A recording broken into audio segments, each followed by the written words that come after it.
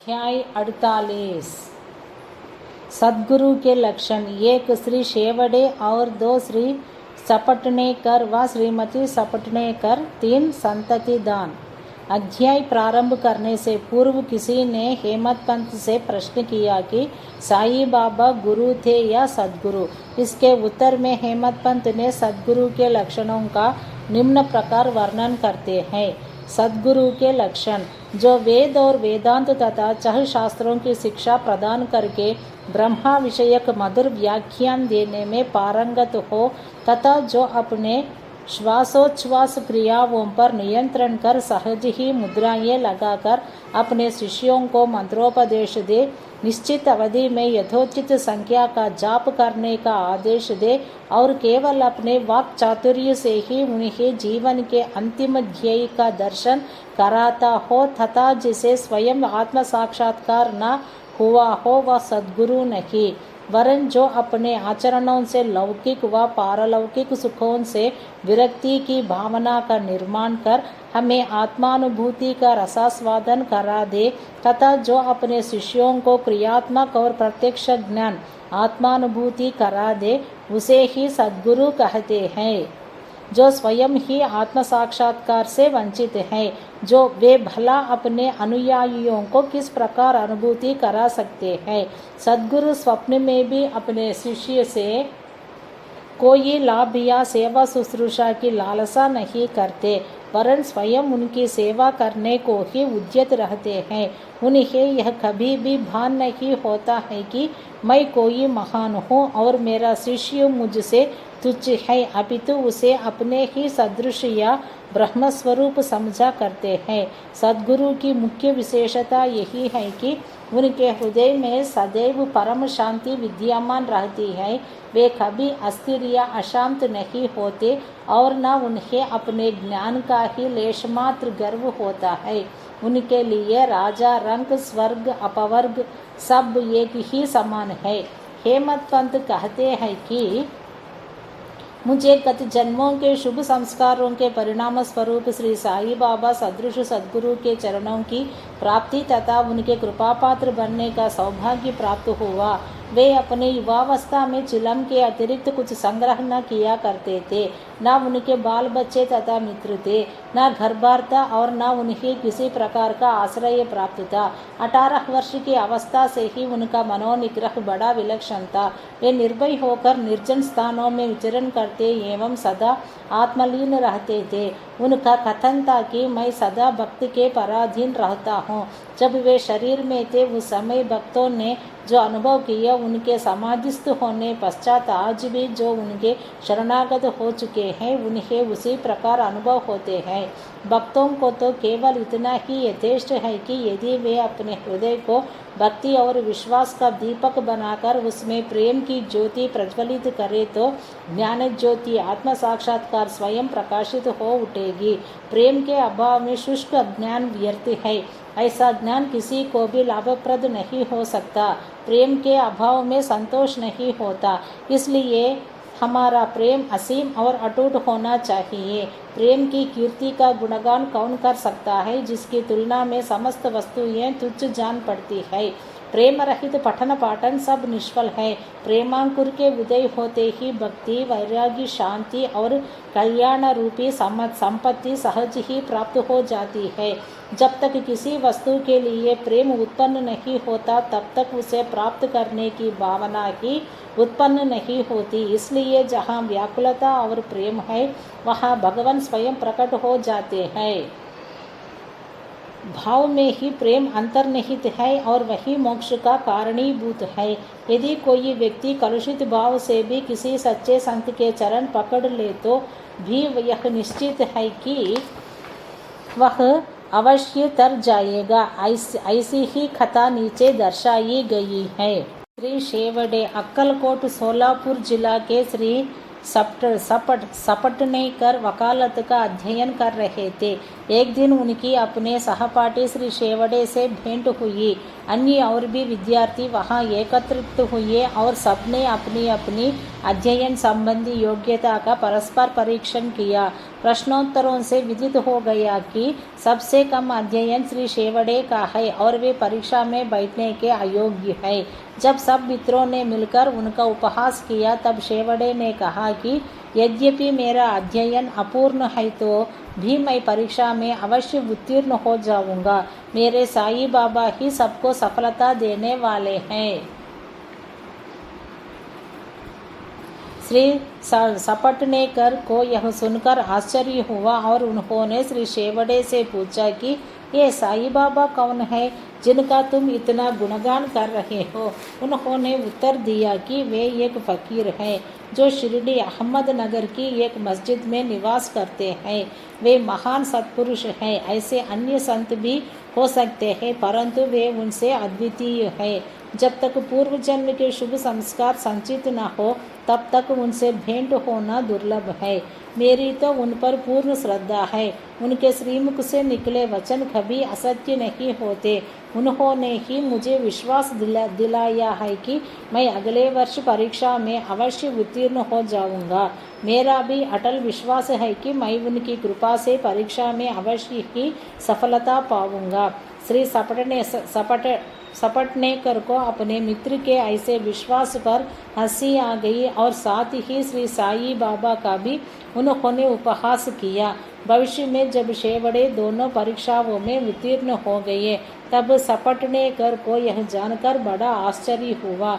श्री सपटनेकर परीक्षा में उत्तीर्ण होने के पश्चात अक्कलकोट में रहने लगे और वहीं उन्होंने अपनी वकालत प्रारंभ कर दी। 10 वर्षों के पश्चात सन 1913 में उनके इकलौते पुत्र की गले की बीमारी से मृत्यु हो गई जिससे उनका हृदय विचलित हो उठा। मानसिक शांति प्राप्त करने हेतु उन्होंने पंढरपुर, गाणगापुर और अन्य तीर्थ स्थानों की यात्रा की परंतु उनकी अशांति पूर्ववत ही बनी रही। उन्होंने वेदांत का भी श्रवण किया परंतु वह भी व्यर्थ ही सिद्ध हुआ। अचानक उन्हें शेवड़े के वचनों तथा श्री साईं बाबा के प्रति उनके विश्वास की स्मृति हो आई और उन्होंने विचार किया कि मुझे भी शिरडी जाकर बाबा के दर्शन करना चाहिए। वे अपने छोटे भाई पंडितराव के साथ शिरडी आए। बाबा के दर्शन कर उन्हें बड़ी प्रसन्नता हुई। जब उन्होंने समीप जाकर नमस्कार करके शुद्ध भावना से श्रीफल भेंट किया तो बाबा तुरंत क्रोधित हो उठे और बोले कि यहाँ से निकल जाओ। सपटनेकर का सिर झुक गया और वे कुछ हटकर पीछे बैठ गए। वे जानना चाहते थे कि किस प्रकार उनके समक्ष उपस्थित होना चाहिए। किसी ने उन्हें बाला शिंपी का नाम सुझा दिया। सपटनेकर उनके पास गए और उनसे सहायता करने की प्रार्थना करने लगे। तब वे दोनों बाबा का एक चित्र मोल लेकर मस्जिद को आए। बाला शिंपी ने अपने हाथ में चित्र लेकर बाबा हाथ में दे दिया और पूछा कि यह किसका चित्र है। बाबा ने सपटनेकर की ओर संकेत कर कहा कि यह तो इसके सपटनेकर की तरफ इशारा करके यार का है। यह कहकर वे हंसने लगे और साथ ही सब भक्त मंडली भी हंसने लगी। बाला शिंपी के संकेत पर जब सपटनेकर उन्हें प्रणाम करने लगे तो वे पुनः चिल्ला पड़े कि चल हट। सपटनेकर की समझ में नहीं आता था कि वे क्या करें। तब वे दोनों हाथ जोड़कर प्रार्थना करते हुए बाबा के सामने बैठ गए परंतु बाबा ने उन्हें तुरंत ही बाहर निकलने की आज्ञा दी। वे दोनों बहुत ही निराश हुए। उनकी आज्ञा कौन टाल सकता था। आखिर सपटनेकर खिन्न हृदय शिरडी से वापस चले आए। उन्होंने मन ही मन प्रार्थना की कि हे साईं, मैं आपसे दया की भिक्षा मांगता हूँ। कम से कम इतना ही आश्वासन दे दीजिए कि मुझे भविष्य में कभी न कभी आपके श्री दर्शनों की अनुमति मिलेगी। सपटनेकर 1 वर्ष बीत गया फिर भी उनके मन में शांति न आई। वे गाणगापुर गए जहाँ उनके मन में अशांति और अधिक बढ़ गई। अतः वे माड़े गांव विश्राम के लिए पहुँचे और वहाँ से ही काशी जाने का निश्चय किया। प्रस्थान करने के 2 दिन पूर्व उनकी पत्नी को स्वप्न हुआ कि वह स्वप्न में एक गागर ले लक्कड़ शाह के कुएं पर चल भरने जा रही है। वहाँ नीम के नीचे एक फकीर बैठा है, सिर पर एक कपड़ा बंधा हुआ है। फकीर उसके पास आकर कहने लगा कि मेरी प्रिय बच्ची, तुम क्यों व्यर्थ कष्ट उठा रही हो? मैं तुम्हारी गागर निर्मल जल से भर देता हूँ। तब फकीर के भय से वह खाली गागर लेकर ही लौट आई। फकीर भी उसके पीछे पीछे चला आया। इतने में ही घबराहट में उसकी निद्रा भंग हो गई और उसने आंखें खोल दी। यह स्वप्न उसने अपने पति को सुनाया। उन्होंने इसे शुभ शकुन जाना और वे दोनों शिरडी को रवाना हो गए। जब वे मस्जिद पहुँचे तो बाबा वहाँ उपस्थित न थे, वे लेंडी बाग गए हुए थे। उनके लौटने की प्रतीक्षा में वे वहीं बैठे रहे। जब बाबा लौटे तो उन्हें देखकर उनकी पत्नी को बड़ा आश्चर्य हुआ, क्योंकि स्वप्न में जिस फकीर के उसने दर्शन किए थे उनकी आकृति बाबा से बिल्कुल मिलती जुलती थी। उसने अति आदर सहित बाबा को प्रणाम किया और वहीं बैठे बैठे उन्हें निहारने लगी। उसका विनम्र स्वभाव देखकर बाबा अत्यंत प्रसन्न हो गए। अपनी पद्धति के अनुसार वे एक तीसरे व्यक्ति को अपने अनोखे ढंग से एक कहानी सुनाने लगे। मेरे हाथ, उदर, शरीर तथा कमर में बहुत दिनों से दर्द हुआ करते था। मैंने अनेक उपचार किए परंतु मुझे कोई लाभ न पहुंचा। मैं औषधियों से ऊब उठा क्योंकि मुझे उनसे कोई लाभ न हो रहा था। परंतु अब मुझे बड़ा अचंभा हो रहा है कि मेरी समस्त पीड़ाएं एकदम ही जाती रही।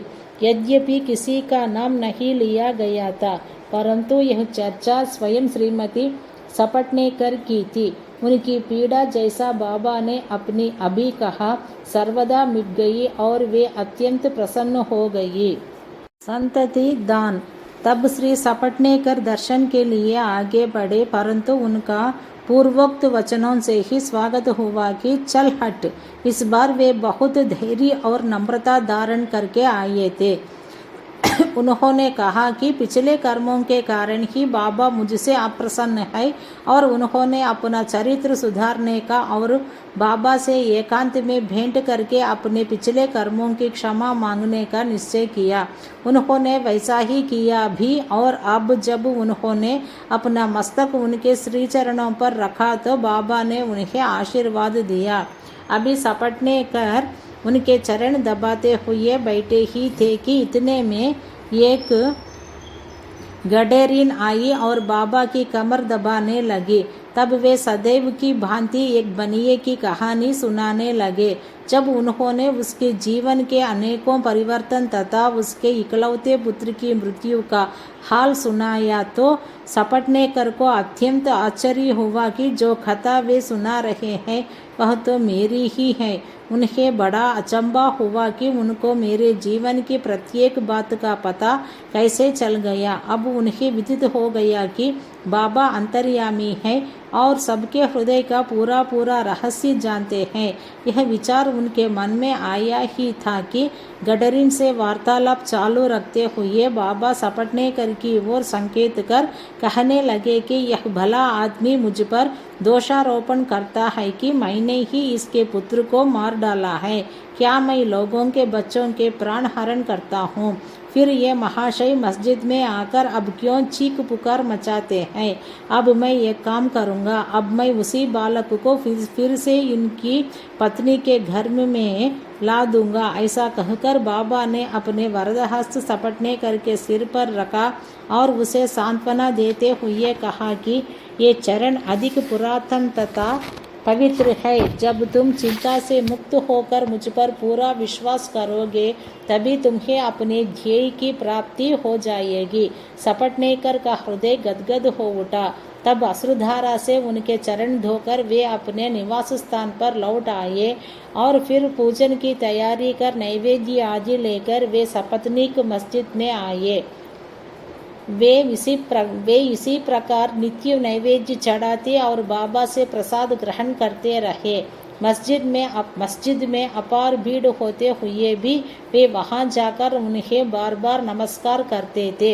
एक दूसरे से सिर टकराते देखकर बाबा ने उनसे कहा कि प्रेम तथा श्रद्धा द्वारा किया हुआ एक नमस्कार ही मुझे पर्याप्त है। उसी रात्रि को उन्हें चावड़ी का उत्सव देखने का भी सौभाग्य प्राप्त हुआ और उन्हें बाबा ने पांडुरंग के रूप में दर्शन दिए। जब वे दूसरे दिन वहां से प्रस्थान करने लगे तो उन्होंने विचार किया कि पहले दक्षिणा में बाबा को 1 रुपया दूंगा। यदि उन्होंने और मांगे तो अस्वीकार करने के बजाय 1 रुपया और भेंट में चढ़ा दूंगा, फिर भी यात्रा के लिए शेष द्रव्य राशि पर्याप्त होगी। जब उन्होंने मस्जिद जाकर बाबा को 1 रुपया दक्षिणा दी तो बाबा ने भी उनकी इच्छा जानकर 1 रुपया उनसे मांगा। जब सपटनेकर ने उसे सहर्ष दे दिया तो बाबा ने भी उन्हें आशीर्वाद देकर कहा कि यह श्रीफल ले जाओ और इसे अपनी पत्नी की गोद में रखकर निश्चिंत होकर घर जाओ। उन्होंने वैसा ही किया और 1 वर्ष के पश्चात ही उन्हें एक पुत्र प्राप्त हुआ। 8 मास का शिशु लेकर वह दंपति फिर शिरडी को आए और बाबा के चरणों पर बालक को रखकर फिर इस प्रकार प्रार्थना करने लगे कि हे साईनाथ, आपके ऋण हम किस प्रकार चुका सकेंगे। आपके श्री चरणों में हमारा बार बार प्रणाम है। हम दीनों पर आप सदैव कृपा करते रहिएगा, क्योंकि हमारे मन में सोते जागते हर समय न जाने क्या क्या संकल्प विकल्प उठा करते हैं। आपके भजन में ही हमारा मन लीन हो जाए, ऐसा आशीर्वाद दीजिए। उस पुत्र का नाम मुरलीधर रखा गया। बाद में उनके 2 पुत्र भास्कर और दिनकर और उत्पन्न हुए। इस प्रकार सपटनेकर दंपति को अनुभव हो गया कि बाबा के वचन कभी असत्य और अपूर्ण नहीं होते। श्री सद्गुरु साई नाथार्पणमस्तु। शुभम भवतु।